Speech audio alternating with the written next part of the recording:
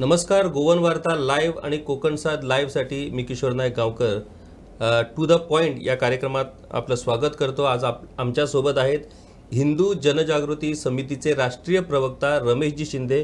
Sir, तुमचं स्वागत आहे गोवन वार्ता लाईव्हच्या या कार्यक्रमात. नमस्कार. आजच्या या मुलाखतीचा खास विषय म्हणजे 16 ते 22 जून या कालावधीत गोव्यात वैश्विक हिंदू राष्ट्र महोत्सव आयोजित करण्यात आलेला आहे आणि या हिंदू राष्ट्र महोत्सवाची जय्यत तयारी सध्या सुरू आहे. खरं म्हणजे गोव्यातलं हे 10वं अधिवेशन अशा पद्धतीनं भरवलं जात आहे आणि जगातले वेगवेगळ्या भागातले जे हिंदू संत किंवा हिंदुत्वासंबंधीचे जे कार्यकर्ता आहेत ते एकत्र येऊन या हिंदू राष्ट्र संकल्पनेच्या विषयावरती चर्चा करतात.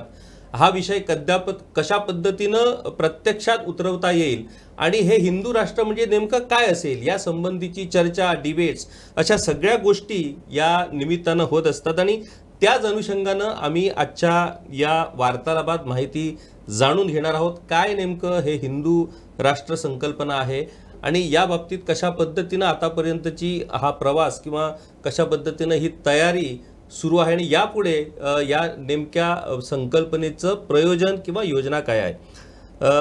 सर, पहिल्यांदा आपण माहिती जाणून घेऊया की हे जे वैश्विक हिंदू राष्ट्र महोत्सव जो होणार आहे 16 ते 22 जून, हे नेमकं वैश्विक हिंदू राष्ट्र महोत्सव काय असणार आहे, कशा पद्धतीनं हा कार्यक्रम असणार आहे, या कार्यक्रमाला कोण कोण उपस्थित राहणार आहेत आणि 10 जी अधिवेशनं झाली त्याच्यापेक्षा हे अधिवेशन किंवा हा महोत्सव वेगळा कसा असणार आहे. धन्यवाद सर्वप्रथम की आपण या विषयावरती चर्चा करण्यासाठी आमंत्रित केलं. गोवा ही अतिशय पवित्र आणि सात्विक भूमी आहे.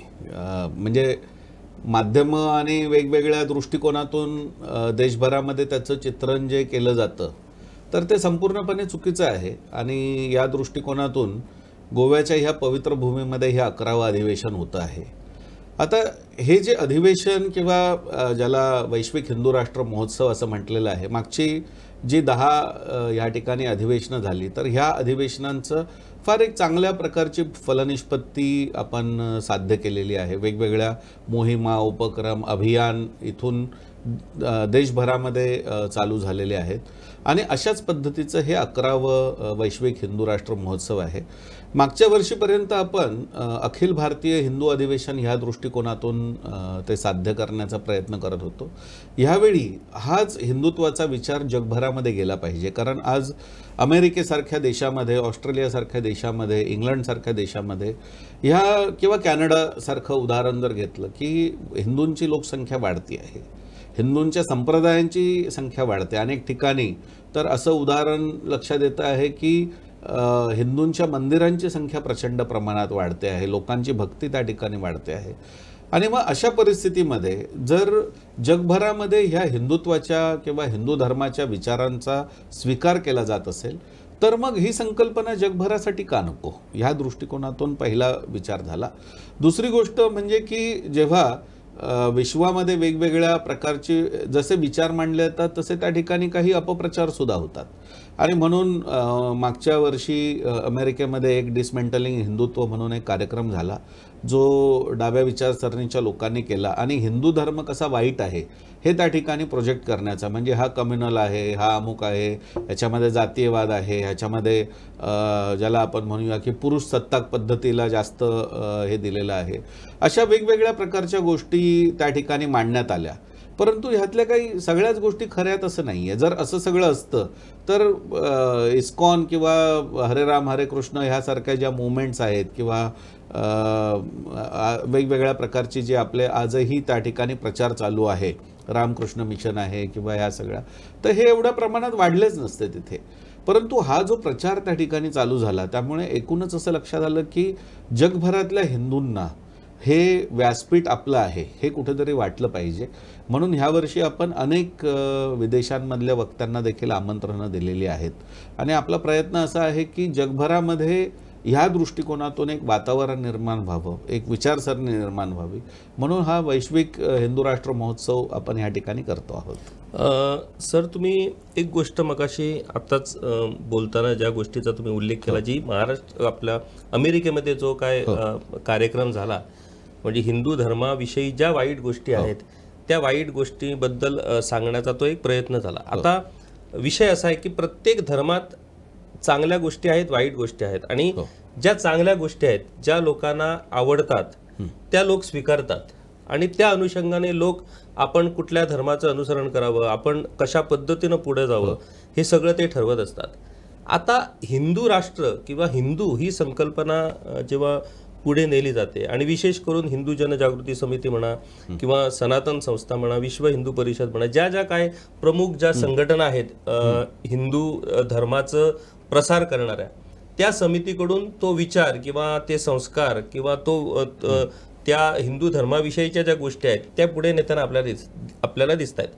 पण एक गोष्ट आपल्याला मान्य करावी लागेल की जे काय समज किंवा गैरसमज आहेत एखाद्या धर्माविषयी, त्याबद्दल समाजाच्या वेगवेगळ्या लोकांमध्ये मतभेद असणे स्वाभाविक आहे. अमुक एका व्यक्तीला एक गोष्ट जर आवडत असेल तर ती गोष्ट दुसऱ्या व्यक्तीला आवडणारच असं नाही, परंतु त्या दोन्ही व्यक्ती या हिंदू धर्म मांडणाऱ्या असू शकतात.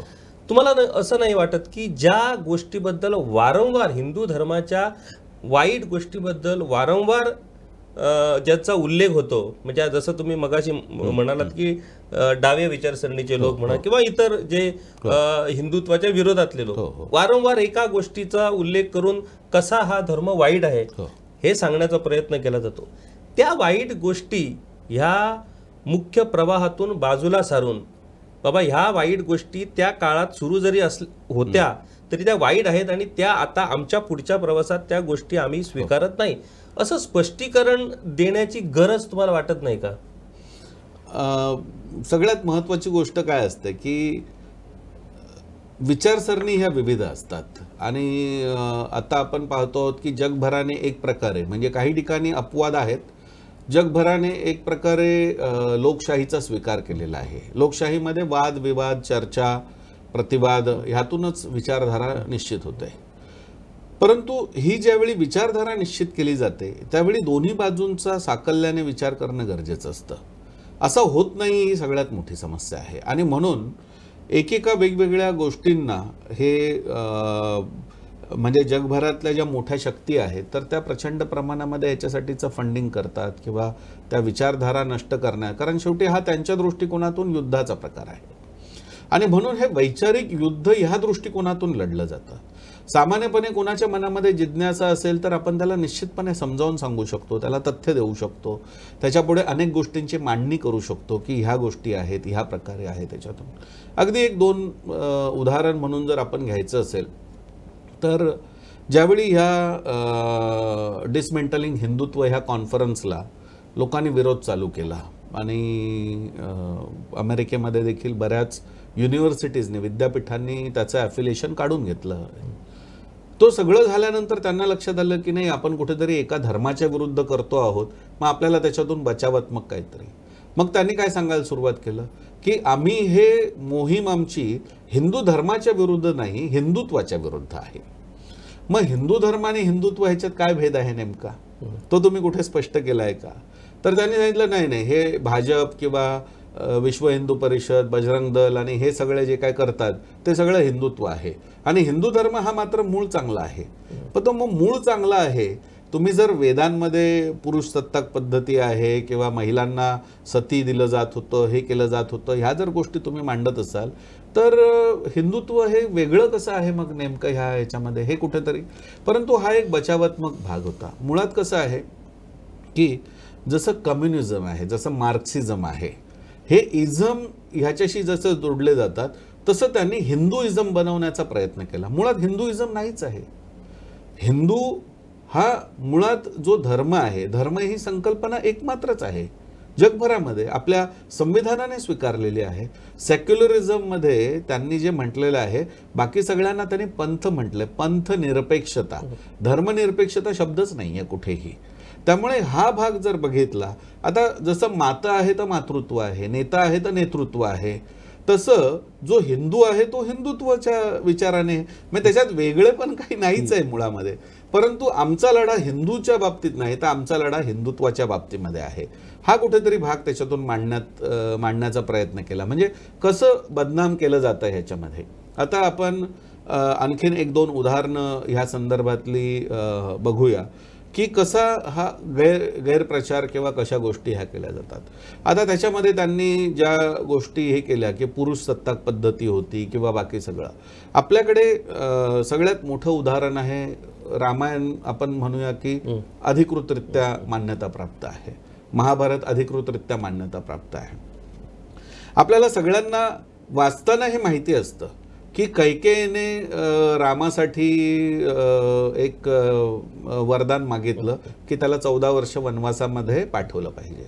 आता हे वरदान का तिला मिळालं होतं, तर ती दशरथाबरोबर युद्धामध्ये सहभागी होती आणि ज्यावेळी एक चाक त्याचं निखळलं तर त्याने स्वतःचं बोट त्या ठिकाणी लावून तो जो काय ॲक्सल होता त्याला त्याने ते सांभाळलं आणि राजा दशरथाचा त्याच्यामध्ये विजय झाला ह्याच्यात.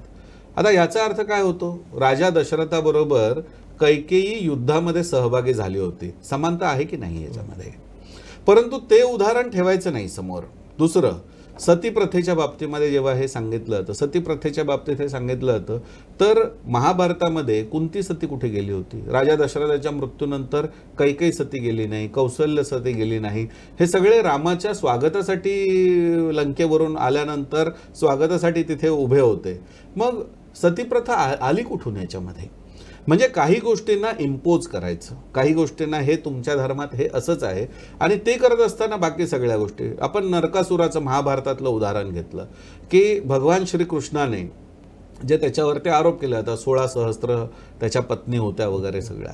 परंतु मुळात त्याने ते जे आक्रमण केलं की प्राग ज्योतिषपूर, ज्याला आज आसाम म्हटलं जातं, तिथे नरकासुराचं मूळ राज्य होतं आणि तो वेगवेगळ्या राजांवरती आक्रमण करून त्यांच्या सुंदर राजकन्या आणून त्यांना तो दासी म्हणून ठेवायचा आपल्याकडे. आता इथे एक फार महत्त्वाची गोष्ट आहे की नरकासुराला वरदान असं होतं की स्त्री आणि पुरुष असं दोघांनी मिळून त्याच्याबरोबर युद्ध केलं पाहिजे आणि तरच तो पराजित होईल याच्या. त्यावेळी भगवान श्रीकृष्णाबरोबर रुक्मिणी सुद्धा युद्धासाठी तिथे गेलेली होती. मग हे एकत्र युद्धाचं आपल्याकडे उदाहरण आहे. दुसरी गोष्ट की बाकीच्या सगळ्या पंथांमध्ये स्लेव्हरी आहे. भारतामध्ये सुद्धा ब्रिटिश आले तर ब्रिटिशांनी या ठिकाणी असणाऱ्या बिहार, उत्तर प्रदेश किंवा बऱ्याच ठिकाणच्या लोकांना गुलाम म्हणून मॉरिशस किंवा टोंगो किंवा वेस्ट इंडिज ह्या सगळ्या बेटांवरती नेऊन त्यांच्याकडून कामं करून घेतली. आफ्रिकेतून त्यांना निग्रो म्हणून कशा पद्धतीने गुलाम म्हणून नेलं गेलं ह्याची उदाहरणं आपल्या समोर आहेत. मुघलांच्या आक्रमणाच्या काळामध्ये स्लेव्हरी ते तर गुलाम राजवंशच आहे. म्हणजे त्यांच्यातला अल्लाउद्दीन खिलजीला मारल्यानंतर जो मालिक काफूरचा जो वंश निर्माण झाला त्याला गुलाम वंश म्हणूनच मान्यता आहे. म्हणजे गुलामी त्या ह्याच्यामध्ये होती. भगवान श्रीकृष्णाने 16,000 स्त्रियांपैकी कोणालाही गुलाम बनवलं नाही, सगळ्यांना पत्नीचा दर्जा दिला. कारण सामान्यपणे एखादी राजकन्या असुराकडे एवढा काळ राहिल्यानंतर तिला स्वीकारणार कोण. म्हणून भगवान श्रीकृष्णाने त्यांना स्वतःच्या बरोबरचा दर्जा दिला. हा जर आपल्या धर्मातला इतिहास किंवा ह्या सगळ्या गोष्टी बघितल्या तर हे सगळं समोर येऊ शकतं.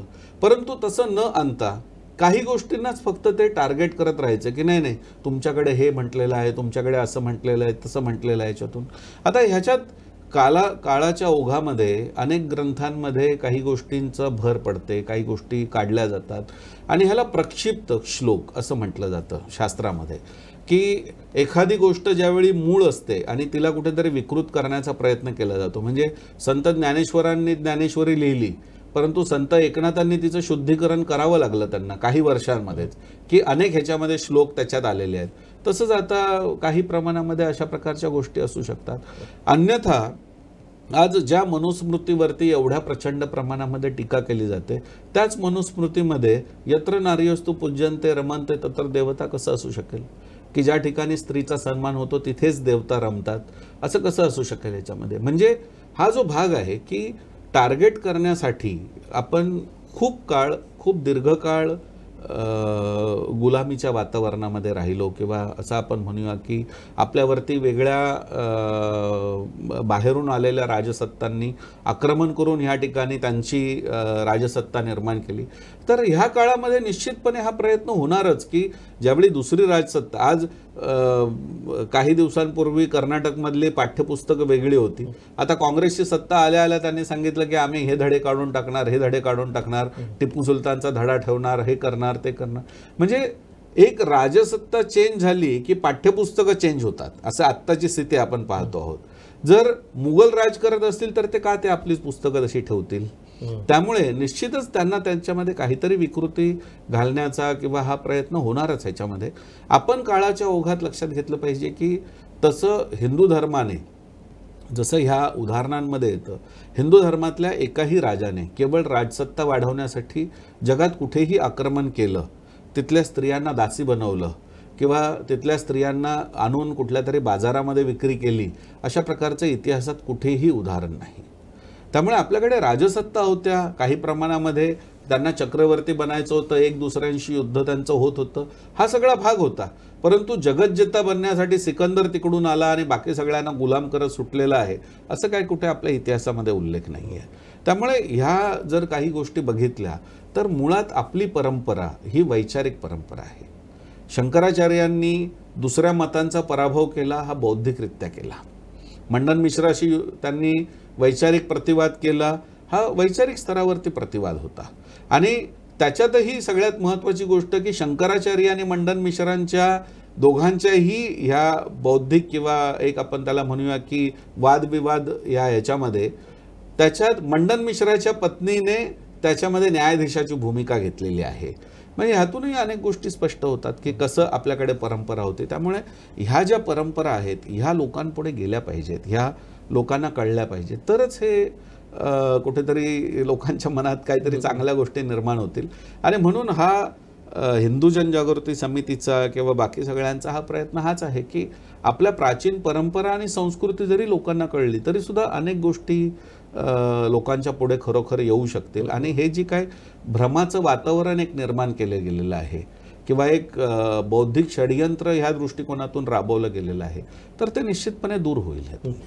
मगाशी तुम्ही उल्लेख केला तो मनुस्मृतीचा. आता विशेष म्हणजे जेव्हा जेव्हा हिंदूंच्या विरोधात किंवा तुमच्या संघटनाखंड जे कार्य सुरू आहे त्याला जेव्हा प्रतिवाद करायचा विषय येतो त्या वेळेला मनुस्मृतीचा उल्लेख हा विशेषपणाने उल्लेख होतो. आता मगाशी तुम्ही जसं पुरुष प्रधान संस्कृतीचा उल्लेख केला, त्याच मनुस्मृतीमध्ये स्त्रियांशी निगडीत अनेक गोष्टी आहेत ज्या आत्ताच्या घटनेला स्वीकारार्ह होऊ शकत नाही आणि त्याच गोष्टीचा वारंवार उल्लेख केला जातो. दुसरी गोष्ट जाणीवपूर्वक सध्याच्या परिस्थितीत उल्लेख केली जाते ती म्हणजे जर हिंदू राष्ट्र किंवा जी संकल्पना सध्या जी तुम्ही राबवताय ती जर प्रत्यक्षात आली तर संविधान किंवा कॉन्स्टिट्यूशन बाजूला सारलं जाईल आणि तिथं मनुस्मृती याचा समावेश हा कॉन्स्टिट्यूशन पद्धतीनं होणार. तर या मनुस्मृतीच्या संबंधी जे विषय किंवा जे विषय उपस्थित केले जातात किंवा स्त्रियांबद्दलची जो अनादर त्या मनुस्मृतीमध्ये उल्लेखलेला आहे त्याचा उल्लेख केला जातो. आणि विशेषत्वाने हिंदू समाजाच्या बाबतीत किंवा धर्माच्या बाबतीत एक विषय जो प्रामुख्याने सर्वसामान्य हिंदू लोकांना अट्रॅक्ट करतो तो म्हणजे वर्णव्यवस्था. जे इथं उच्चवर्णीय हे खालच्या जातीच्या लोकांवरती आपलं अधिपत्य गाजवण्यासाठीच हे हिंदू राष्ट्र आणि हे जे विषय आहेत ते पुढे आणायचा प्रयत्न करतायत. ह्या संबंधी तुम्ही काय म्हणणार? हो, अतिशय चांगला प्रश्न विचारला आपण. कारण सामान्यपणे सगळ्यांच्या मनामध्ये ही एक भूमिका असते की काय बाबा नेमकं याच्यामध्ये. तर ह्यात मी ह्या विषयावरती पुस्तक लिहिलंय, मनुस्मृती जाळावी की अभ्यासावी. त्यामुळे मनुस्मृतीच्या बाबतीमध्ये मला विशेष आकर्षण आहे की काय बाबा नेमकं ह्या संदर्भात आहे असं म्हणून याच्यात. तर मुळात एक गोष्ट लक्षात घेतली पाहिजे की लोकांना जे आज एक प्रचार केला जातो की मनुस्मृतीचा संविधानाच्या ठिकाणी वापर केला जाईल. मुळात फार महत्त्वाची गोष्ट म्हणून मी तुम्हाला सांगतो, शास्त्रात काय म्हटलेलं आहे ते. शास्त्रात म्हटलेलं आहे मनुस्मृती ही सत्ययुगासाठी होती, कलियुगासाठी पराशर स्मृती आहे. त्यामुळे शास्त्र सुद्धा सांगतं की मनुस्मृतीचा वापर हा आत्ताच्या युगासाठी नाहीच आहे. त्यामुळे पहिली गोष्ट तर ही शास्त्र, मी जर शास्त्र म्हणतोय तर शास्त्राचंच पहिलं उदाहरण घेऊया की जर कलियुगासाठी पराशर स्मृती आहे तर मग मनुस्मृतीचा कसा वापर होईल, हा पहिला ह्याच्यातला उल्लेख आहे. दुसरी आपण गोष्ट ह्याच्यामध्ये घेऊया की ठीक आहे, आपण असं एक वादासाठी किंवा काही एक जसं गणितामध्ये एक एक्स आपल्याला ठरवायचा असतो तसं आपण ठरवूया की बाबा मनुस्मृतीमध्ये काही चुकीचे श्लोक असतील असं आपण गृहीत धरूया याच्यातून. आता हे जर समजा गृहीत धरायचं असेल तर आपण जर मनुस्मृतीचा त्या काळामध्ये एवढा मोठा प्रभाव होता तर आपण ह्या गोष्टी बघायला पाहिजेत की मग आपल्याकडे विद्येची देवता सरस्वती का आहे, आपल्याकडे धनाची देवता लक्ष्मी का आहे, आपल्याकडे युद्धाची देवता किंवा ज्याला आपण म्हणूया दुर्गा का आहे, आज आपण शांतादुर्गा आणि ह्या सगळ्या ठिकाणी का जातो आहोत याच्यामध्ये. कारण मनुस्मृती जर एवढी प्रचंड प्रभावी होती तर बाकी कुठल्याही पंथामध्ये स्त्री देवतेची पूजा नाही, कुठल्याही नाही. याच्यात हिंदू धर्मामध्ये स्त्री देवतेची पूजा आहे, बौद्ध धर्मात नाही आहे, जैन धर्मामध्ये नाही आहे, किंवा जैन धर्मात काही प्रमाणात लक्ष्मीची पूजा करतात ते, कारण मुळात तसा तो हिंदुत्वाशी संबंधित आहे, परंतु ख्रिश्चॅनिटीमध्ये नाही आहे, इस्लाममध्ये नाही आहे. मग बाकी कुठेच नाही आहे ह्याच्याविषयी कोणी बोलत नाही. तिथे बुरखा घालणं कंपल्सरी आहे त्याच्याविषयी कोणी बोलत नाही. तिथे तुम्हाला एक स्त्रीचं न्यायालयामधलं जो ज्याला आपण म्हणूया की तिने जर एखादं सत्य मांडायचं म्हटलं तर ते पुरुषाच्या 1/4च मानलं पाहिजे. म्हणजे 5 स्त्रियांनी बोलून जर एखादी गोष्ट सांगितली तर ती एका पुरुषाच्या बरोबर होते. हा जो एक पर्सेंटेज आहे हा कुठे हिंदू धर्मामध्ये आहे. त्यामुळे आपल्याकडे जर ह्या सगळ्या गोष्टी बघितल्या तर ह्या दृष्टिकोनातून नाहीच आहे त्याच्यातल्या. हा त्यातला सगळ्यात महत्त्वाचा भाग. आता ह्याच्या पलीकडे जाऊन मनुस्मृतीच्या बाबतीमध्ये जर बाकीचं सगळं असेल तर मनुस्मृती किंवा ह्या सगळ्या याच्यामध्ये म्हणजे भगवान श्रीकृष्णाने पण स्पष्ट केलेलं आहे की चातुर्वर्ण्यम मया सृष्टम गुणकर्म विभागशः, की हे गुण आणि कर्म ह्यांनी विभागले गेलेले भाग आहेत. हा कुठेही ह्याच्यामध्ये म्हणजे जातीच्या आधारे तो त्या कुळामध्ये जन्माला आला म्हणून तो तसाच झाला असं नाही. विदुर हा दासीपुत्र होता, परंतु विदुराला महात्मा म्हणून महाभारतामध्ये संज्ञा दिलेली आहे. त्याला राजाचा म्हणजे महाभारताचं अख्खं युद्ध बघण्याची क्षमता फक्त विदुराकडे होते आणि म्हणून त्याने संजय आणि विदुराने ते बघून सांगितलेलं आहे याच्यामध्ये. म्हणजे विदुराचे कुठेही दासीपुत्र आहे म्हणून हे नाही आहे. कर्ण हा सुद्धा एक प्रकारे आपण म्हटलं तर तो रथीचा पुत्र असं म्हणून त्या याच्यामध्ये होता, परंतु दुर्योधनाने त्याला एका क्षणामध्ये अंगदेशाचा राजा बनवलं आणि त्याला सांगितलं की तू ह्याच्यामध्ये सहभागी होऊ शकतो याच्यातून. वर्ण बदलण्याचं हे सगळ्यात मोठं उदाहरण आणि दुर्योधनाने केलेलं आहे. मी शास्त्रातलं ह्या बाजूचं उदाहरण सांगतच नाही.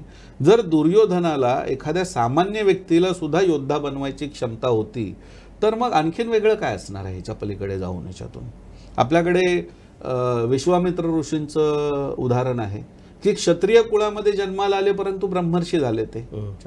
राजा जनकाचं उदाहरण आहे की राजा जनक हा जरी क्षत्रिय कुळामध्ये असला तरी सुद्धा त्या काळामध्ये अनेक ऋषीमुनींनी सांगितलेलं आहे की जर तुम्हाला अंतिम जीवनाचं जर लक्ष्य प्राप्त करायचं असेल तर राजा जनकाकडे जा आणि त्याच्याशी तुम्ही संदेश घ्या त्याच्याकडून.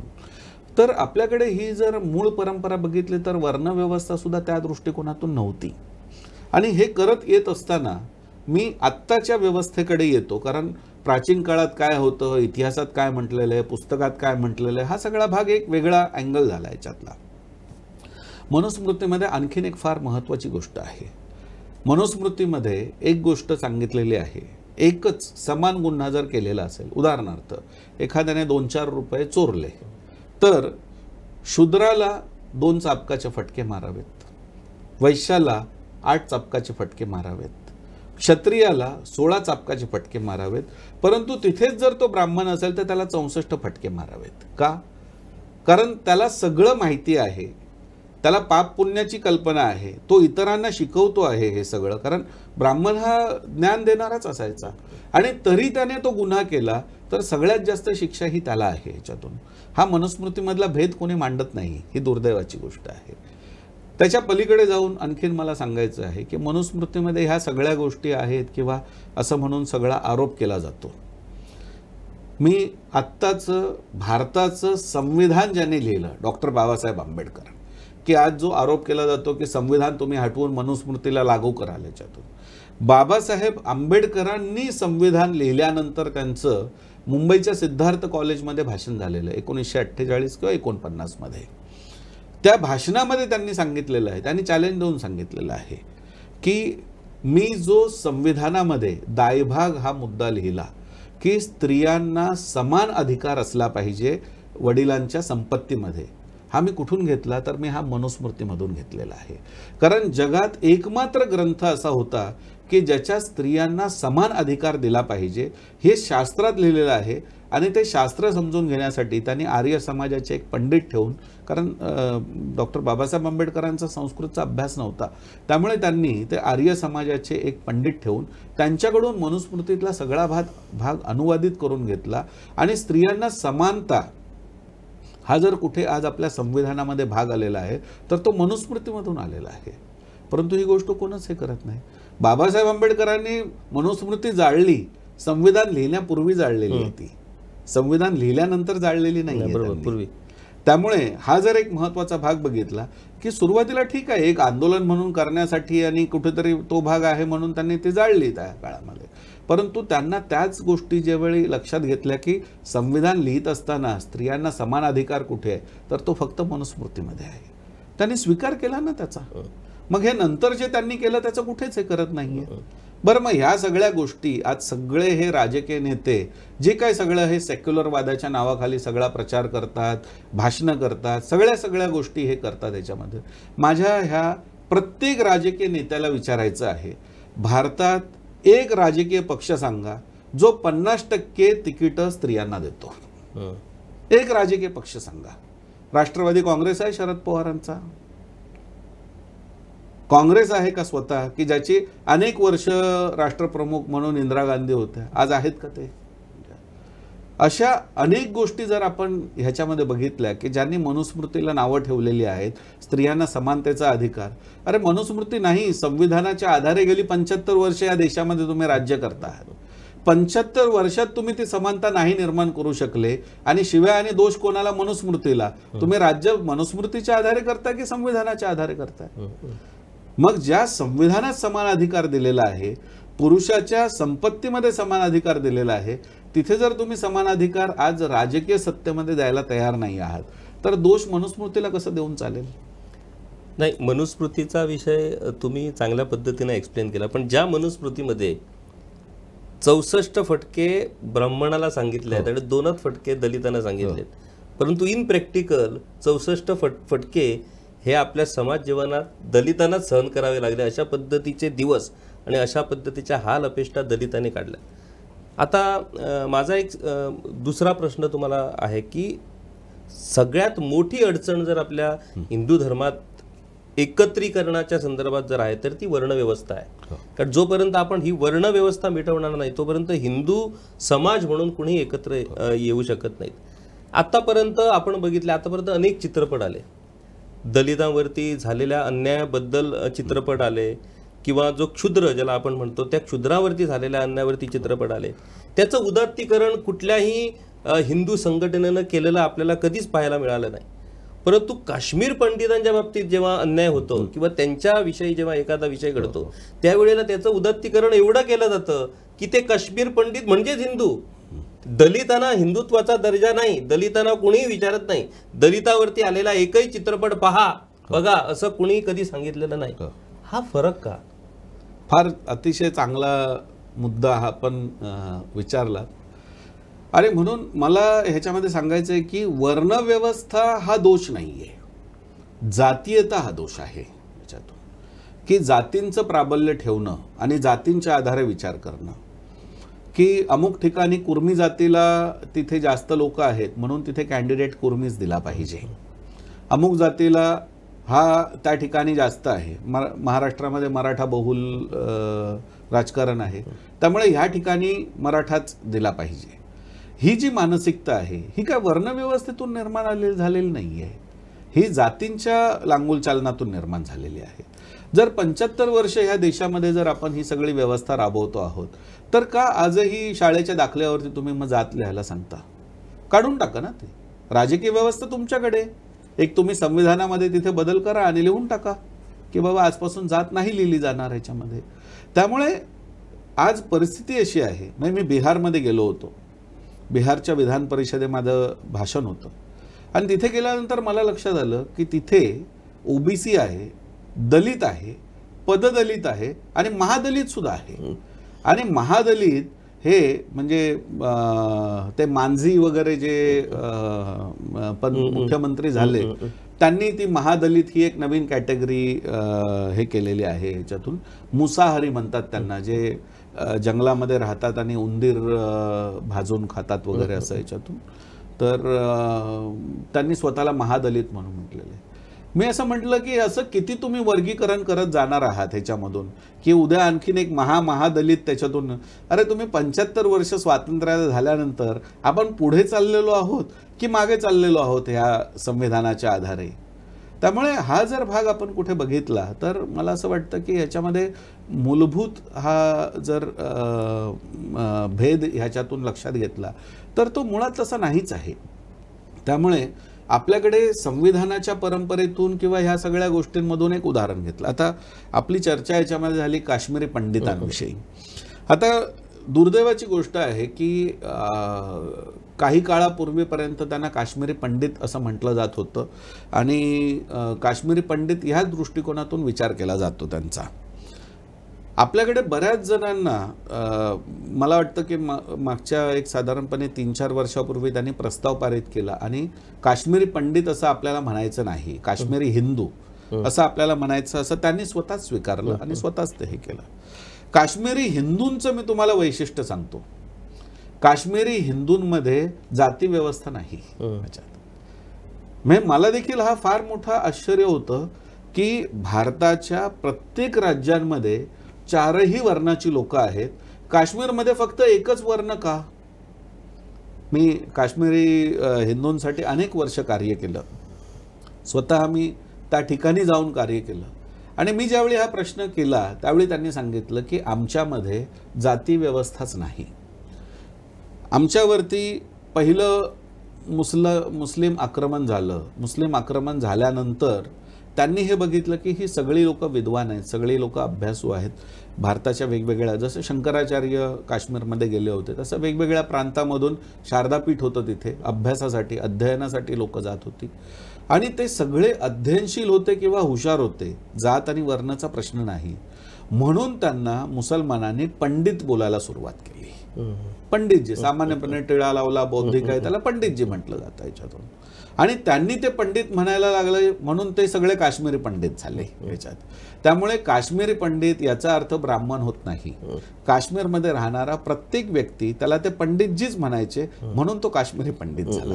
त्यामुळे ते मुळात जाती व्यवस्थेशी हे नाही.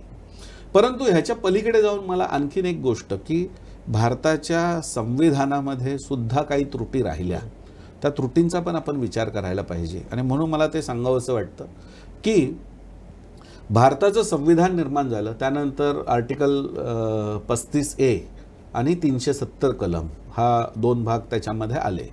आता हा जो 35A जो आहे ह्याच्याविषयी चर्चा होत नाही. आर्टिकल 370 विषयी बरीच चर्चा होते आपल्याकडे.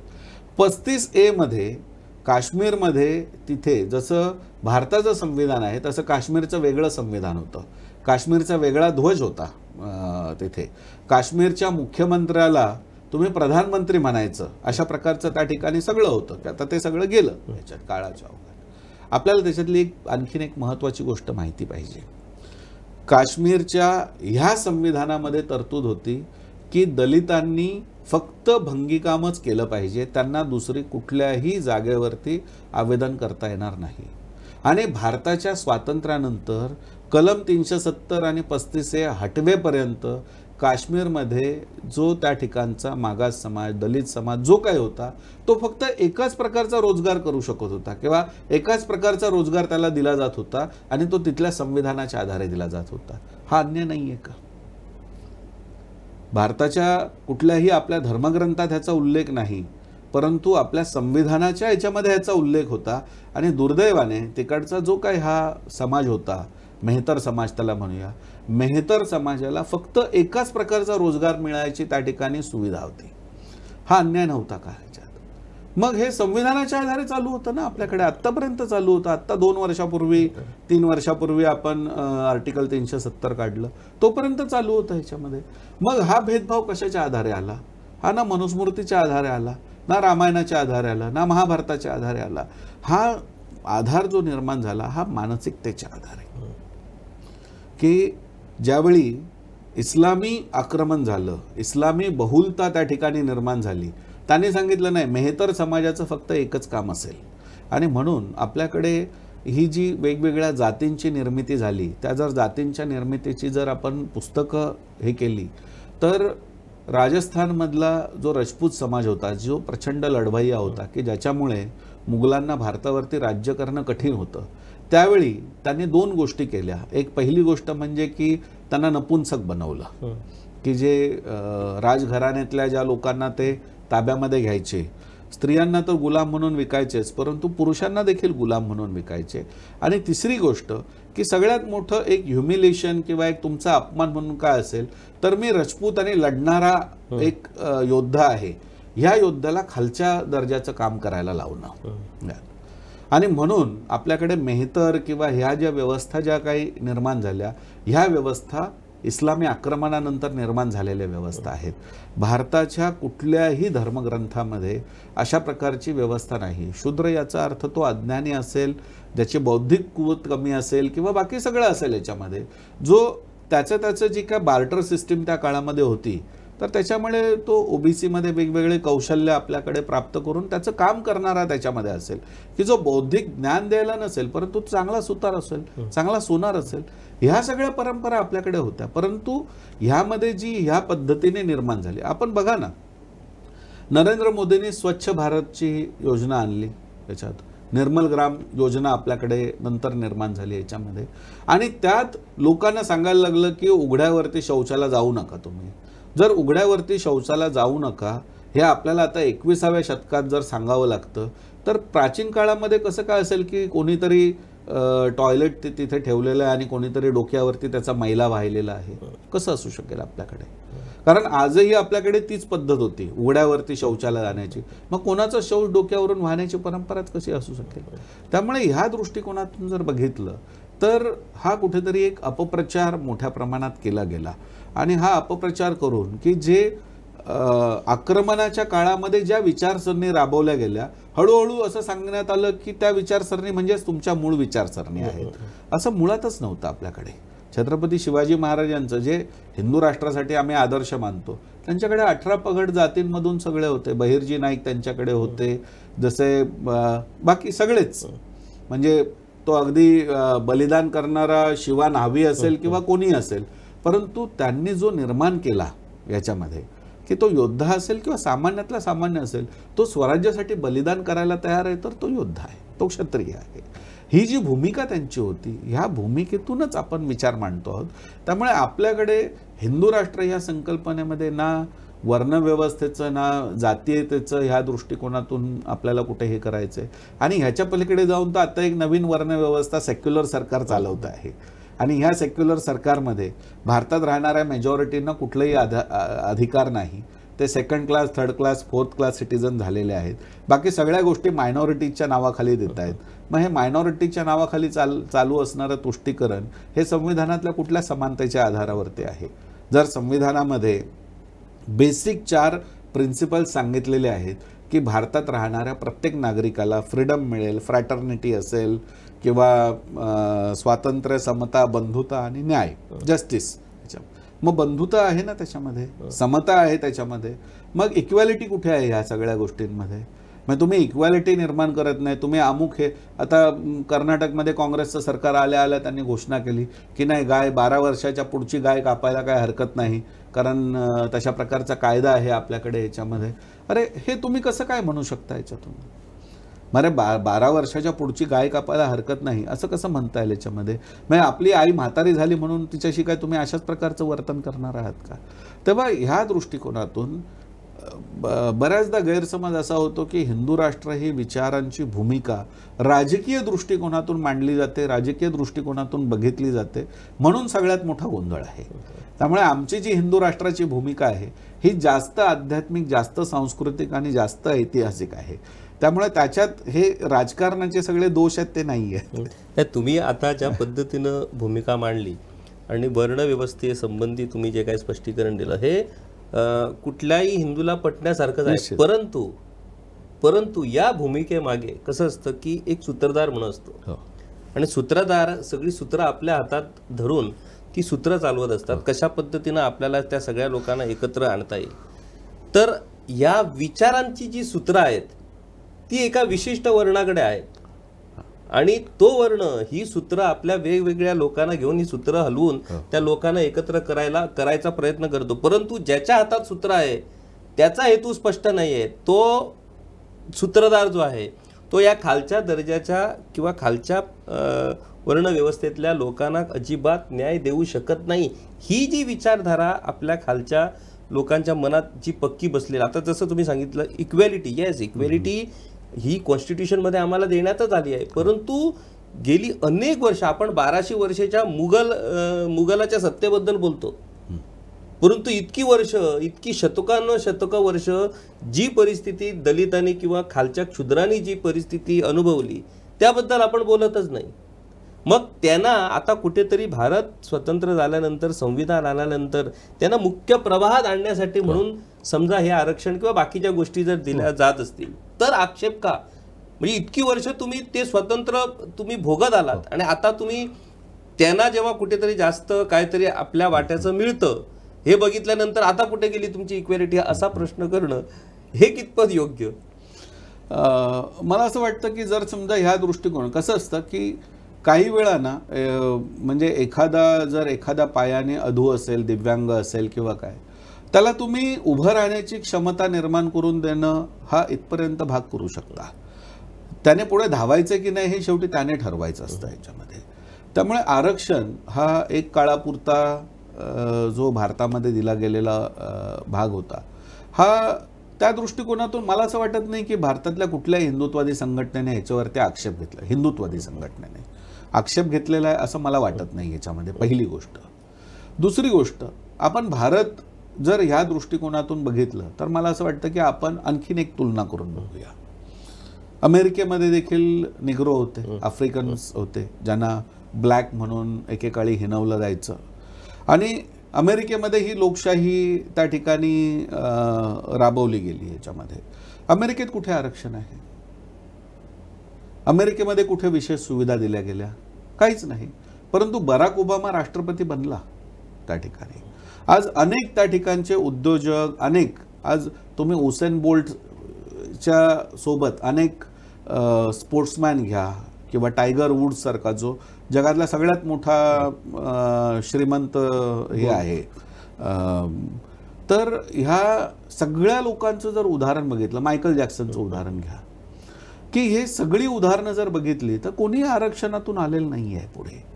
त्यामुळे आपल्याकडे राजकीय दृष्टिकोनातून प्रयत्न हा केला जातो की आम्ही आरक्षण देऊ आणि हे आरक्षण देऊन तुम्ही मात्र तिथेच राहा.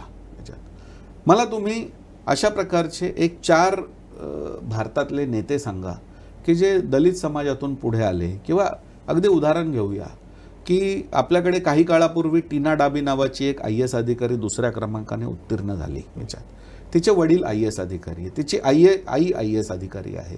मग तिने असं सांगितलं का की माझे आई आणि वडील दोघेही IAS अधिकारी आहेत तर मला हे आरक्षणाचं रिझर्वेशन नको, मी खुल्या गटामधून ही परीक्षा द्यायला तयारी आहे का याच्यातून? टीना डाबीच्या आई वडिलांनी आपल्या समाजातल्या 4 पददलितांना नाही वरती आणलं, त्यांनी स्वतःच्या मुलीलाच IAS बनवण्याचा प्रयत्न केला. ही मानसिकता जोपर्यंत ह्याच्यामध्ये राहील, शेवटी काय आहे की मी एकदा पुढे आलो की मी त्यांचा विचार करत नाही, मी पुढेच जाणार आहे याच्यामधून. आज मायावतीने काही 100 कोटींची संपत्ती मिळवली. कुठून? कुठल्या ह्याच्यावरती? कुठल्या विचारसरणीवरती? उत्तर प्रदेशसारख्या एखाद्या मोठ्या राज्याची अनेक वर्ष मुख्यमंत्री राहिली, परंतु काय केलं? स्वतःचे पुतळे उभारले, हत्तींचे पुतळे उभारले. ह्याच्या पलीकडे जाऊन नेमकं काय, म्हणजे ज्या समाजातून ती पुढे आली त्या समाजासाठी नेमकं काय केलं तिने? त्यामुळे ह्या दृष्टिकोनातून जर बघितलं तर कुठेतरी ह्याचाही विचार असायला पाहिजे की बाबा जे ह्या व्यवस्थेतून पुढे येत आहेत ते पुढे आल्यानंतर आपल्या समाजाचा किती विचार करतायत. कारण आजही जर तुम्ही बघितलं तर वंचित आघाडी डॉक्टर प्रकाश आंबेडकर चालवत आहेत, आता आनंदराज आंबेडकर चालवत आहेत, आणि मग आता त्या ठिकाणी आता बाबासाहेब आंबेडकरांच्या स्मारकाचं मुंबईमध्ये उद्घाटन झालं. प्रकाश आंबेडकरांना जाणं तिथे शक्य नव्हतं, मग त्यांनी आपल्या मुलाला सुपुत्राला त्या ठिकाणी पाठवून दिलं याच्यामधून. मग हे तुम्ही तुमच्यातच का चालवता आहात? जर हे सगळ्यांसाठी आहे तर असं का नाही सांगितलं बाबा माझ्या संघटनेमध्ये हे 2 सामान्य व्यक्ती आहेत, हे 2 सामान्य व्यक्ती तिथे जाऊन व्यासपीठावरती बसतील. म्हणजे दोष धर्माला देणं राजकीय व्यवस्थेतून, दोष ग्रंथांना देणं हे ठीक आहे एका याच्यापर्यंत, परंतु तुम्ही ह्या व्यवस्थेतून जर पुढे येत असाल तर तुम्ही ह्या बाकीच्या लोकांचा विचार करायला नको आहे का? आणि हा विचार केला जात नाही आहे. तो विचार करण्यापेक्षा मी माझ्या मुलालाच मात्र त्या ठिकाणी म्हणजे राज्याभिषेक माझ्या मुलाचाच झाला पाहिजे, पण मी चर्चा करेन ना, नाही तुमचं बघा विकास झाला नाही कारण ते असं. अरे कुठे ना मनुस्मृतीच्या आधारे राजकारण चालू आहे. तुमच्याच आजोबांनी पंजोबांनी लिहिलेल्या ग्रंथाच्या आधारे भारताचं सगळी व्यवस्था राज्यव्यवस्था चालू आहे, आणि त्याचाच वापर जर कुठे केला जात नसेल तर कसं होणार आहे ह्याच्यामध्ये? त्यामुळे हा जो एक हिंदुत्ववाद्यांवरती किंवा ह्याच्यावरती जो आरोप केला जातो, मुळात खरं तर हिंदुत्ववाद्यांनी कधीच ह्याविषयी कुठलाच आक्षेप घेतलेला नाही आहे. आणि आजही पाकिस्तानमध्ये किंवा बांगलादेशमध्ये जे त्या ठिकाणी जे राहिले तर हे बहुसंख्य जे आहेत, बहुसंख्य त्यातले दलित आहेत, बहुसंख्य लोकांवरती आज अत्याचार होतात. आज त्यांना भारतामध्ये स्थान मिळावं म्हणून CA-NRC साठी आंदोलन करणं किंवा त्यांना भारतामध्ये नागरिकता मिळेल ह्या दृष्टिकोनातून व्यवस्था उभारणं, हे सगळं हिंदुत्ववादी संघटनाच करतात. आज जे जयपूरमध्ये जी लोक पाकिस्तानमधून येतात त्यांना त्या ठिकाणी मदत करणं, त्यांच्यासाठी सुविधा उपलब्ध करून देणं, त्यांच्यासाठी रोजगार देणं, ह्या सगळ्या गोष्टी हिंदुत्ववादी संघटनाच करतात. एकही सेक्युलर तिकडे जात नाही. मग हा मदत नाही आहे का ह्याच्यामध्ये? त्यामुळे एका विशिष्ट अँगलने फक्त हे सांगत राहायचं आणि फक्त उदाहरणं आपल्या पुढे मांडले जातात. नाही पेशव्यांचं राज्य असं होतं, मग त्यांनी हे केलं, मग त्यांनी ते केलं याच्यामधून. परंतु पेशव्यांच्याच काळामध्ये होळकर सरदार झाले ना ह्याच्याकडे मात्र विसर पडला जातो. याच्यात आपण राज्य व्यवस्थेबद्दल बोलत असतो आणि राज्य व्यवस्था काही आपल्याला टाळता येणं शक्य नाही, कारण ज्या काही गोष्टी आहेत त्या आत्ताच्या घडीला राज्य व्यवस्थेच्या मार्फतच आपल्याला त्या पार पाडाव्या लागणार आहेत. त्याच्यात बघ हिंदू राष्ट्र निर्माण होणं हे सुद्धा त्याच्यातच बसतं. मगाशी जेव्हा मी या इंटरव्ह्यूच्या संदर्भात तयारी करत होतो त्यावेळेला मी एक आकडे काढले की समजा आता भाजपची ही 3री टर्म आणि हिंदू राष्ट्र जर निर्माण झालं तर ते भाजपच करू शकतो, काँग्रेस काय करू शकत नाही, एवढी तरी खात्री मला वाटतं तुमची आता झालेलीच असणार आहे. तर समजा भाजपनं आतापासूनच तयारी केलेली आहे की त्यांना कुठल्याही पद्धतीनं पूर्ण लोकसभा राज्यसभा पादाक्रांत करायची आहे. का करायची आहे तर कदाचित कारण सोशल मीडियावरती जो तो आज आपला अजेंडा राबवतो त्याच्या पद्धतीनं सोशल मीडियावरती एक अजेंडा सुरू आहे की चला आता हिंदू राष्ट्र निर्मितीची वेळ झालेली आहे.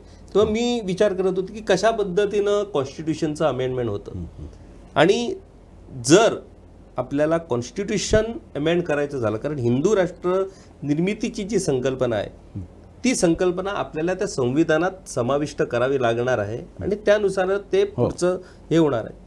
तर नेमकी काय परिस्थिती होणार आहे तर 545 सदस्यांच्या लोकसभेत जर आपल्याला स्पेशल मेजॉरिटी म्हणतात त्याला, स्पेशल मेजॉरिटी जर मिळायची असेल जी घटनात्मक बदल घडवून आणू शकते तर त्याच्यासाठी 364 सदस्य असणं गरजेचं आहे.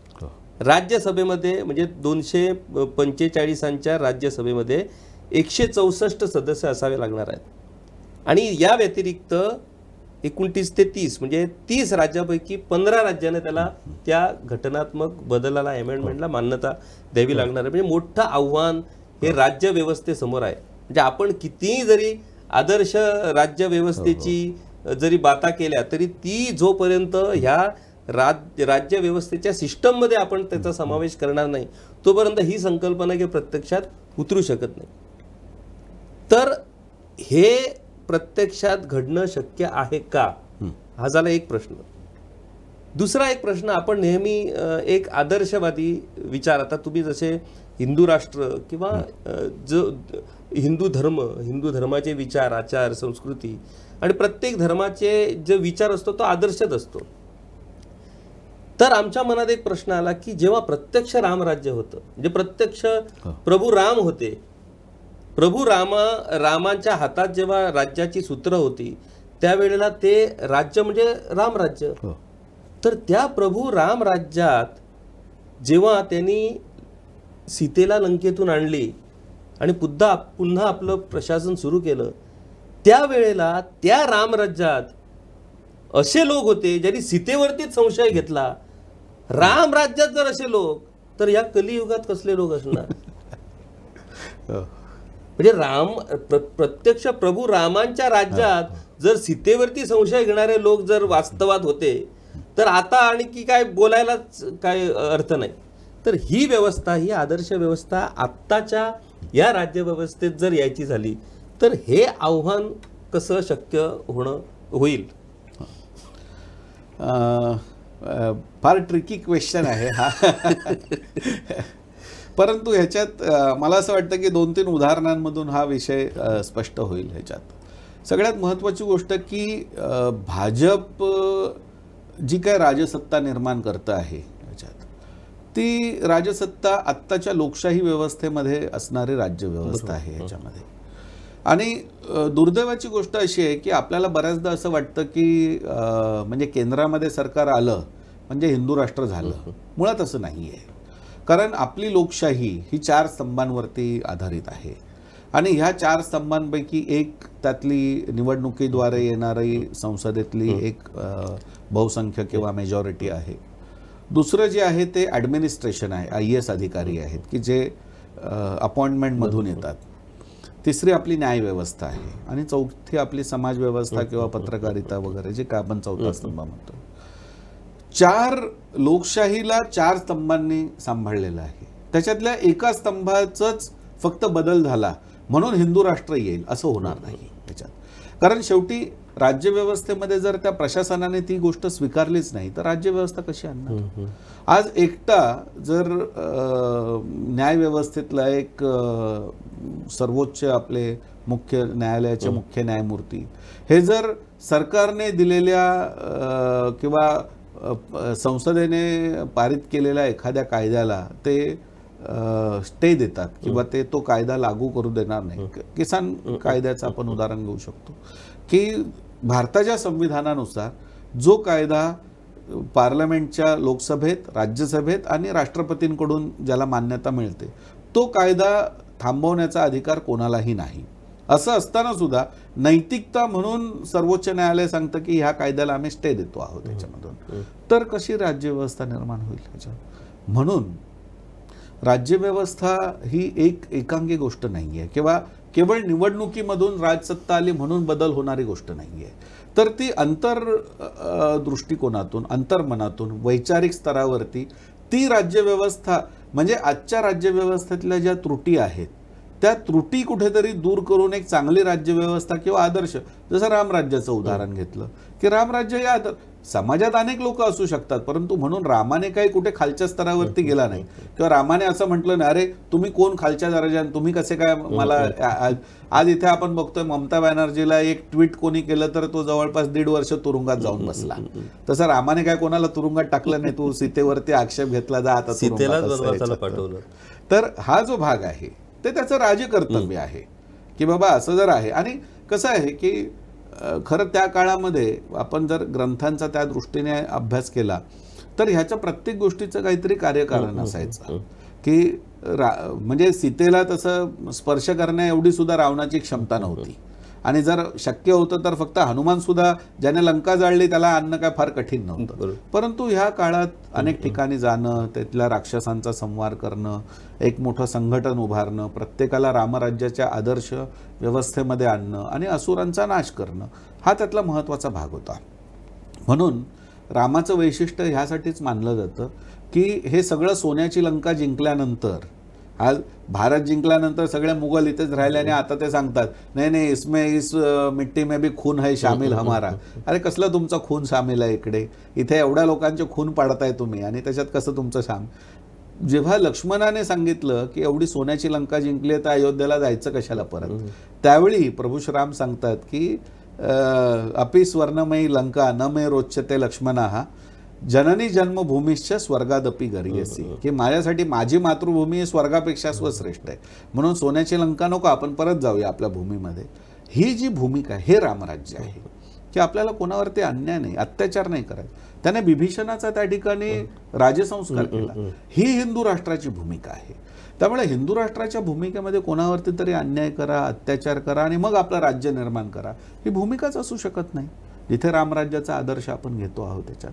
त्यामुळे मुळात ही भूमिका खूप व्यापक, खूप वेगळ्या दृष्टिकोनातून आहे.